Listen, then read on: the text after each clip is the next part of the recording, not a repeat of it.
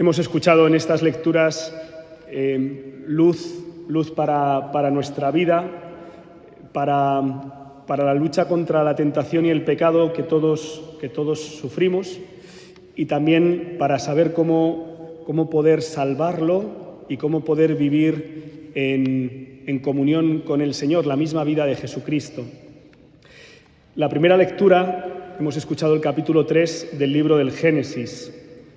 Capítulo primero, la creación del mundo. Capítulo segundo, la creación también del hombre. No es bueno que el hombre esté solo. La llamada a la comunión y a vivir en el jardín del Edén, confiando y siguiendo las palabras del Señor. De todos los árboles, de todo podéis comer, no comáis del árbol de la vida y del árbol de la ciencia del bien y del mal. Y se introduce la tentación. Conocemos bien este pasaje. La serpiente se acerca a la mujer y le dice: os ha dicho Dios que no podéis comer de ningún árbol. La insidia, la mentira, ¿verdad?, la tentación. Eva dialoga y acaba dejándose llevar por esa tentación en la que arrastra también a Adán.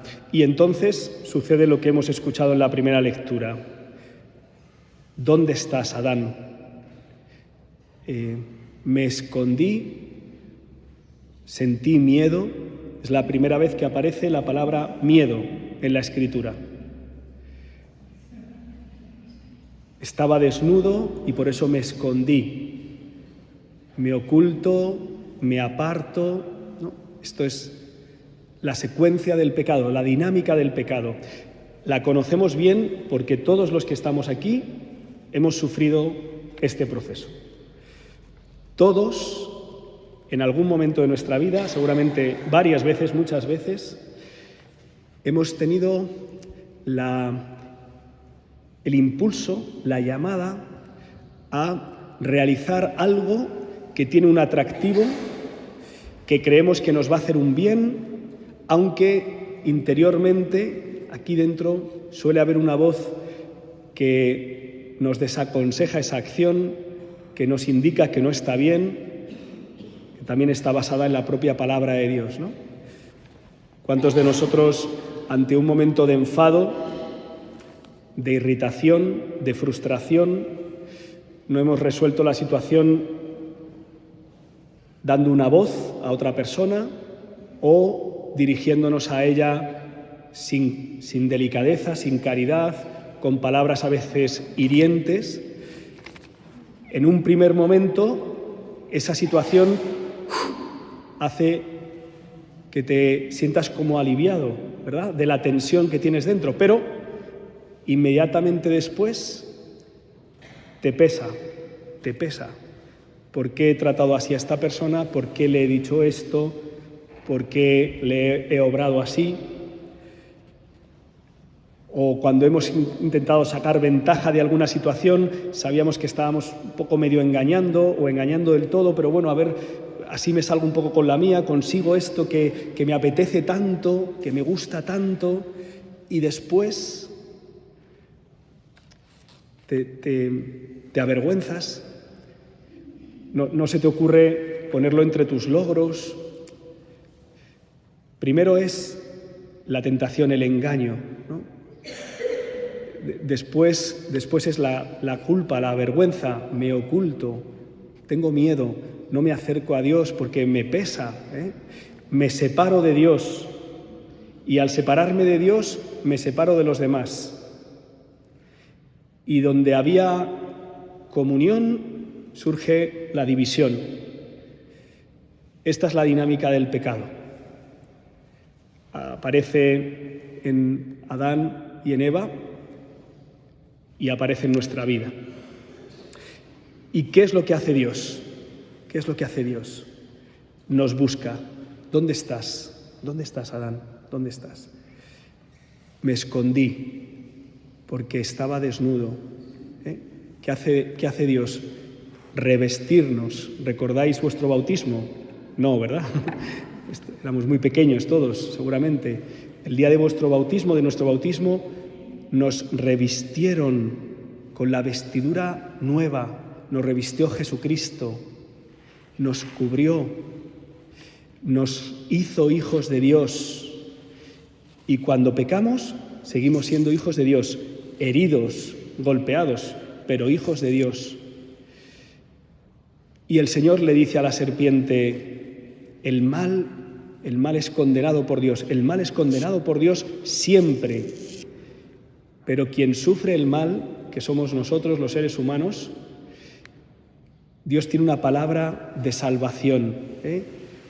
Pongo separación entre la mujer y el mal, y de tu descendencia vendrá el que pise la cabeza del mal.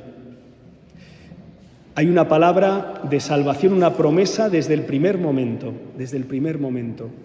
y se ha cumplido en Jesucristo, descendencia de la mujer, María, la de corazón inmaculado, que celebrábamos ayer, ¿verdad? Que dio a luz el Sagrado Corazón de nuestro Señor Jesucristo. Jesús también sufrió en propia carne, y no de cualquier manera, esta dinámica del pecado. Hemos escuchado probablemente las acusaciones más graves, exceptuando las que tuvieron lugar al final de su vida y que dieron lugar a la pasión y a su crucifixión y muerte, las acusaciones más graves que se le pueden hacer a una persona, ¿no? Decían que estaba fuera de sí, decía que estaba enloquecido, fuera de sus cabales. Y más, un paso más, que estaba endemoniado. Jesús había realizado algunos signos de curación y había realizado algunos exorcismos, había hecho una oración para expulsar el mal de la vida de algunas personas. Por eso, escuchábamos al comienzo del Evangelio, se acercaba tantísima gente a buscarle. Pero las personas bien pensantes, entre ellos miembros de su familia, dicen, está fuera de sí, hay que ir a buscarle. Esto me hacía recordar a cuántos santos han sido tratados como si estuvieran fuera de sí, ¿verdad? Hay uno, no sé si le conocéis, se llamaba San Juan de Dios y le llamaron el loco de Granada. No sé si os suena. San Francisco de Asís, cuando decide ser todo del Señor, despojarse de todo, ¿sí? ¿Qué dicen de él? Qué sensato, ¿verdad? Qué normal. No. Lo digo por si a veces, a mí alguna vez me lo han dicho, ¿no? Padre, tranquilo, tampoco hay que pasarse, ¿no? Es como, sí, cristianos, pero tranquilitos, Bueno, Jesús no era tranquilito, Todo. ¿Cuál era la clave de Jesús? La voluntad de Dios, que es lo que hace vencer al pecado. La tentación, el pecado, lo que nos hace es desconfiar de Dios para desobedecerle y apartarnos de él. Lo que trae Jesucristo es esa fuerza del amor de Dios que nos hace decir, Sagrado Corazón de Jesús, en ti confío. Pero ¿cómo no me voy a fiar de un Dios que me lo ha dado todo, que se ha entregado del todo? ¿Cómo no nos vamos a fiar? Si nos ha dado a su Hijo, ¿cómo no nos lo dará todo con Él? Que dice San Pablo, ¿verdad? Entonces, cuando tú y yo le decimos a Dios, en ti confío, Señor, me fío de ti, aunque no entienda, aunque no sepa muy bien por dónde me estás haciendo llegar, me fío de ti, confío en ti. Esa palabra vence ya la tentación. Y porque confío en ti, busco cumplir tu voluntad. ¿Cuál es la voluntad de Dios? Que todos los hombres se salven. Amar a Dios con todo el corazón, con toda el alma, con todas las fuerzas, con todo nuestro ser, y al prójimo como a uno mismo, ¿no? Este es el deseo de Dios, vivir en la verdad, vivir en el servicio, vivir en la entrega, vivir en la sinceridad, y todo esto nos da la alegría. Vivir en la misericordia que trae la comunión. Jesús es el antídoto contra esta dinámica del pecado. La confianza que se hace obediencia, que se hace misericordia, que se hace comunión. Es lo que han vivido nuestros hermanos que han vivido de la fe. Y esto es lo que hoy queremos hacer nosotros, llenarnos de la redención copiosa, de la misericordia de Dios. Creer, como decía la segunda lectura, creí, por eso hablé, porque creo, puedo compartir, puedo testimoniar la vida de Dios que ha vencido la dinámica del pecado. Y por eso vivo para la gloria de Dios, decía San Pablo, que todos, cuantos más conozcan el amor de Dios, mayor será el agradecimiento, mayor será la gloria. Y dice, aunque este cuerpo externo visible se vaya desmoronando, si mi vida interior, la amistad con el Señor, se está construyendo y edificando, no importa nada de lo demás. Estemos en la situación que estemos, porque Jesús se ha identificado con todos, especialmente con aquellos que pueden estar pasando por situaciones de más dificultad y lucha. ¿Sí? Le llamaron que estaba fuera de sí, le dijeron. Y así seremos hijos de Dios y hermanos en Jesucristo. ¿Quiénes son mi madre y mis hermanos?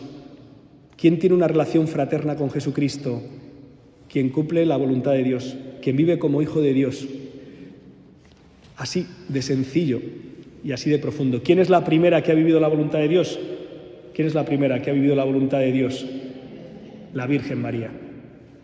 La que mejor ha vivido la voluntad de Dios, la que más ha vivido la voluntad de Dios, aunque surjan dificultades, como hemos visto en el pasaje del Evangelio.